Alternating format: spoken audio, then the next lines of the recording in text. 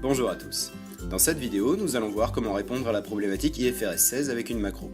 Pour rappel, IFRS 16 est une norme comptable qui oblige les sociétés à traiter les contrats de location répondant à certains critères comme des immobilisations, donc avec tableau d'amortissement. Je vais vous présenter rapidement une solution que j'ai développée pour l'occasion sous Excel VBA. Il existe déjà quantité de logiciels spécialisés très complets qu'un simple fichier Excel n'a pas forcément vocation à remplacer complètement, mais comme tout projet informatique, le processus de mise en place peut être long.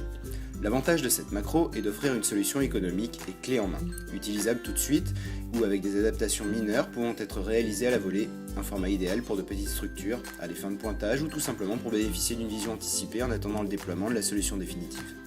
Voici son fonctionnement. Différentes entités ou départements ont rempli des tableaux contenant les informations essentielles. Taux d'actualisation, index, date de début et de fin, loyer et nombre de périodes par an.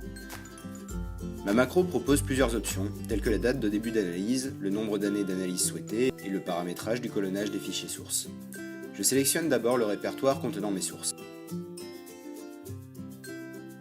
Ces dernières s'affichent juste ici, puis je lance la consolidation. Des logs m'indiquent l'avancement du travail en temps réel. La macro ouvre chaque fichier, vérifie chaque onglet et s'il contient les colonnes attendues, vérifie si chaque ligne comporte des données exploitables avant de les récupérer dans un fichier unique créé automatiquement. Une fois ma consolidation terminée, je peux vérifier si tous les fichiers ont été traités, quels onglets, les lignes qui ont été rejetées et pourquoi.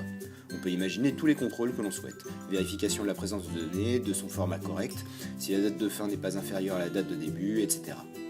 Dans mon nouveau fichier, je retrouve mes lignes consolidées avec les calculs de vannes correspondants qui me permettront de renseigner mon tableau d'amortissement. On peut évidemment imaginer toutes les fonctionnalités que l'on souhaite, l'avantage d'Excel restant sa souplesse. Je vous remercie d'avoir suivi cette présentation jusqu'au bout, en espérant qu'elle vous a plu. Si vous souhaitez plus de renseignements, je vous invite à prendre contact via LinkedIn. A bientôt.